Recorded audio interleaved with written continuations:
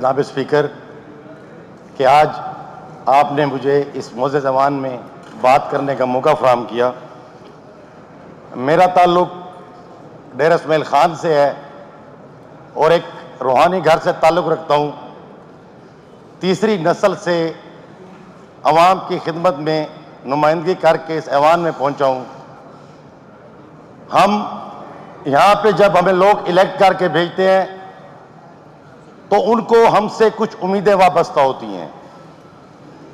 وہ اپنے دکھوں کا مداوا اور مسیحت سمجھ کے ہمیں اس ہاؤس میں بھیجا کرتے ہیں، لیکن ہم نے اپنے بزرگوں سے سنا تھا کہ یہ ایوان ایک معزز ایوان ہے، یہاں پہ تہذیب، روایات اور ان کے ساتھ ہم نے زندگی گزارنی ہوتی ہے اور چلنا ہوتا ہے۔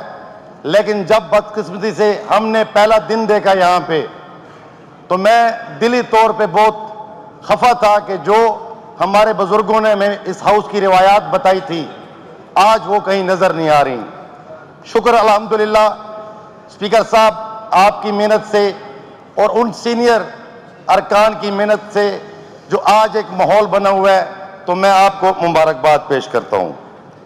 دوسری بات یہ ہے کہ اس وقت کوئی کسی کے اوپر الزام تراشی کر رہا ہے، کوئی کسی کے اوپر الزام تراشی کر رہا ہے۔ ہم جس مقصد کے لیے ہمارے لوگوں نے ہمیں اسمبلی کے فلور تک بھیجا ہے اس کی باتیں کم ہو رہی ہیں۔ میں ڈی خان کے اس حلقے سے تعلق رکھتا ہوں جہاں سے وزیر اعلیٰ صاحب ایم این اے کا الیکشن بھی جیت چکے ہیں، اس کے بعد ابھی ان کے بھائی بھی الیکشن جیت چکے ہیں۔ میرا حلقہ جس طرح ایگریکلچر کی میں بات کروں تو ڈی خان میں سب سے زیادہ ایریگیٹڈ ایریا جو ہے وہ تحصیل پہاڑپور ہے، جہاں پہ شوگر انڈسٹری ہے، جہاں سے ڈیٹس کا بہت بڑا کاروبار ہوتا ہے، کھجور کا۔ لیکن ہماری بدقسمتی ہے کہ آج تک ہمارے صوبے نے اس صنعت کو فروغ دینے کے لیے پچھلے 10 سال میں کوئی کام نہیں کیا۔ جناب اسپیکر، اگر آپ دیکھیں کہ ہم نے کسانوں کے لیے زراعت میں کیا کیا تو ڈی اے پی کا اور یوریا کا ریٹ جہاں تک پہنچ چکا اس سے تو کسان کا جینا وبال ہو گیا ہے، وہ کہاں سے کمائے گا؟ کیا اس پہ ہم نے کوئی سبسڈی دی؟ تو پچھلے 10 سالوں میں کوئی سبسڈی نہیں ہے اس کے اوپر۔ اس کے علاوہ آپ بات کریں تو ایجوکیشن سیکٹر کی، میں وزیر تعلیم صاحب کو ریکویسٹ کرتا ہوں کہ آئیں پہاڑپور کا ایجوکیشن سسٹم دیکھیں، جو 2013 سے پہلے پورے ضلع کا ٹاپ کا سسٹم تھا، پچھلے 10 سالوں سے برباد پڑا ہے۔ ایک ڈگری کالج 10 سالوں میں نہیں بنایا گیا، اور جہاں تک اس کے بلڈنگز کا پہاڑپور کی بچیوں کے کالج کے بلڈنگ کی یہ کنڈیشن ہے کہ وہ ہر سال احتجاج کرتی ہیں، 10 سالوں سے ان کی آواز ان ایوانوں تک کوئی نہیں پہنچا رہا۔ تو مہربانی کر کے آپ وزٹ کریں اور پہاڑپور کے ہائر سیکنڈری سکول کی جو بلڈنگز ہیں، جو کالجز کی بلڈنگ ہیں، ان کو آپ سروے کریں، آپ ان کو چکر لگائیں تاکہ دیکھیں کہ یہ جہاں پہ بیٹھی ہیں کیا یہ بیٹھنے کے قابل بلڈنگ ہے۔ اس کے علاوہ ایریگیشن کی میں بات کرتا ہوں، میری تحصیل پہاڑپور ایریگیشن کے حساب سے سب سے زیادہ ریونیو جنریٹ کرتی ہے، سب سے زیادہ ریونیو وہاں پہ جہاں پہ ڈرینز کی کوئی صفائی نہیں ہے، نہروں کی کوئی صفائی نہیں ہے، جس کے اوپر اس علاقے میں سیلاب آتے ہیں، نہریں اور ڈرینز چوک ہو جاتے ہیں اور سارا پانی دیہی علاقوں میں گھس جاتا ہے۔ تو ہم آپ سے یہ ریکویسٹ کرتے ہیں کہ ایریگیشن کے اوپر جتنا پیسہ آتا ہے ہمیں اس کا حساب دیا جائے کہ ڈرین اور نہروں کی صفائی پہ کتنا پیسہ خرچ ہوتا ہے۔ اس کے علاوہ ایک بہت بڑی صنعت تھی پراپرٹی کی، ریونیو ڈپارٹمنٹ نے جب سے 23% اس کیا ہے تو آپ کا ریونیو کم ہوا ہے، لوگ رجسٹری کی طرف جا رہے ہیں اور انتقالات بند ہو کے رہ گئے ہیں۔ آپ مہربانی کر کے اس 23% کو دوبارہ 2% پہ لے کے آئیں یا 6% جو تھا اس پہ اس کو مقرر کریں، یہ ہماری آپ سے گزارش ہے۔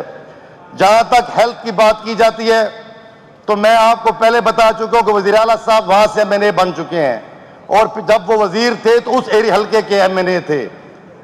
آج پہاڑپور ہاسپٹل میں آپ دیکھیں کہ کیا حالات ہیں، آپ کا آپریشن تھیٹر کام نہیں کر رہا، اتنی بڑی تحصیل میں کوئی ٹراما سینٹر نہیں ہے۔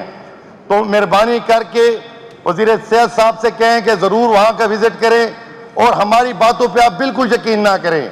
آپ آئیں, دیکھیں کہ کیا یہ علاقے کی ضرورت ہے, کیا ان لوگوں کا حق بنتا ہے, کیا یہ خیبر پختونخوا کے لوگ ہیں یا نہیں ہیں, یا انہوں نے کوئی قربانیاں دی ہیں اپنے صوبے کے لیے کہ نہیں دی ہیں.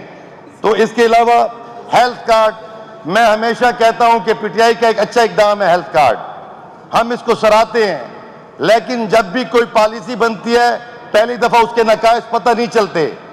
جب اس کے نقائص سامنے آتے ہیں تو گورنمنٹ کا فرض ہوتا ہے کہ اس کے نقائص دور کیے جائیں. ہیلتھ کارڈ ایک اچھا پروجیکٹ ضرور ہے, لیکن پرائیویٹ ہاسپٹل جتنے اس سے کما رہے ہیں اس میں کوئی یہ نہیں بتا رہا کہ کتنا ان کو جا رہا ہے, اور وہ سرکاری ہسپتال ڈیمیج ہو رہے ہیں اور پرائیویٹ دن بدن آگے ہوتے جا رہے ہیں. اس کے علاوہ روڈ اور مینٹیننس, جناب والا ہمیں یہ بتایا جائے کہ ڈی اے خان میں 4 شوگر ملیں کام کر رہی ہیں, ہمارا شوگر سیس میں کتنا پیسہ ہر سال گورنمنٹ کے خزانے میں جاتا ہے, اور ہمیں یہ بھی بتایا جائے کہ ان میں وہ پیسہ ڈی اے خان میں کس حد تک لگ رہا ہے اور کتنا ہمیں اس پہ شیئر دیا جا رہا ہے. اس کے علاوہ لا اینڈ آرڈر کی سچویشن اس صوبے میں آپ سب لوگوں کے سامنے ہے. ہماری پولیس جو قربانیاں دے رہی ہے وہ کسی سے ڈھکی چھپی نہیں ہے, لیکن آپ یہ بتائیں کہ ہم اپنے صوبے کی پولیس کو کی تنخواہیں کتنی دے رہے ہیں. ہم ان سے شہادت تو مانگتے ہیں, لیکن ان کے بچوں کے مستقبل کے لیے ہم کیا سوچ رہے ہیں. آپ کے پولیس میں جو غازی ہیں, جو ان کو کچھ نہیں دیا جاتا, تو مہربانی کر کے ان کا اچھا. اور دوسری بات, آپ دو منٹ ہم آئے اس لیے کہ آپ تک یہ باتیں پہنچا سکیں. 190 سن لیں جی, پھر بجٹ پہ آ جائیں. ٹھیک ہے, بولنے دیں, چلیں. ٹھیک ہے. تو 190 لیٹر آپ دے رہے ہیں مہینے کا ایک گاڑی کو, تو ایک گاڑی 190 لیٹر میں کتنا ایریا مار سکتی ہے. تو کائنڈلی بجٹ میں بجٹ کی طرف آ جاتا ہوں, اس بجٹ میں ان کے فیول کا اور گاڑیوں کی مینٹیننس کا بھی کچھ کر دیں, کیونکہ یہ گاڑیاں اور تیل علاقے کے مشران پے کر رہے ہیں, گورنمنٹ پے نہیں کر رہی ہوتی بعد میں. دوسری بات یہ سر کہ پچھلے 10 سال سے پی ٹی آئی کی حکومت ہے, اب یہ 11واں بجٹ آپ لوگ پیش کر رہے ہیں. صرف آخری بات یہ کرنا چاہتا ہوں, آپ کا زیادہ ٹائم نہیں لینا چاہتا, کہ ان 11 بجٹ میں آپ نے اس گورنمنٹ نے کتنا لون اٹھایا ہے, آگے کتنا اٹھانا چاہتے ہیں, اور وہ پیسہ آپ لوگوں نے کہاں پہ لگایا ہے, اس کی ڈیٹیل بھی اسمبلی میں فلور پہ دی جائے.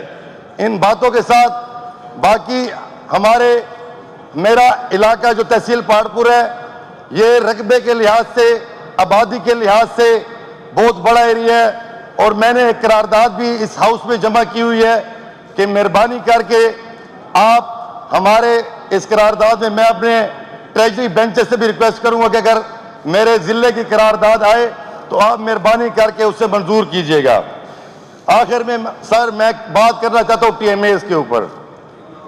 ہماری ٹی ایم اے کے آج بھی لوگ احتجاج پہ بیٹھے ہیں کیونکہ سیلریز نہیں ہیں, اور ہر 4-5 مہینے تک سیلریز نہیں ہوتی. اور جو ممبران آپ نے بنائے تھے, کیونکہ آپ آئیڈیل بلدیاتی نظام لانا چاہ رہے تھے, 2 سال ہو گئے ان کے پاس ایک دستخط کا اختیار بھی نہیں ہے. تو کائنڈلی ان کے حال پہ بھی رحم کریں, اور جو نمائندے لوگوں کے سے الیکٹ ہو کے آئے ہیں اور تحصیلوں میں بیٹھے ہیں یا ممبرز ہیں یا ولیج ناظمین ہیں, ان کے بارے میں بھی ضرور سوچا جائے. آخر میں بات کروں گا پبلک ہیلتھ کی. پبلک ہیلتھ کا یہ حال ہے کہ ان کے پاس اتنے پیسے نہیں ہیں کہ وہ کوئی مشین ریپیئر کر سکیں. تو مہربانی کر کے پبلک ہیلتھ کے سیکٹر میں, خاص کر ڈی اے خان کے علاقے میں, آج 21ویں صدی میں میرا ایک علاقہ ہے گلوٹی, ادھر پینے کا پانی نہیں ہے اور صاف پانی نہیں ہے. 3 ایسی یونین کونسلیں ہیں جہاں پہ آرسینک ہے پانی, اور لوگ دن بدن بیمار ہوتے جا رہے ہیں. تو مہربانی کر کے ان ساری باتوں کو بروئے کار لاتے ہوئے اس کے اوپر اپنے احکامات صادر فرمائیں. بڑی مہربانی, بہت شکریہ جی.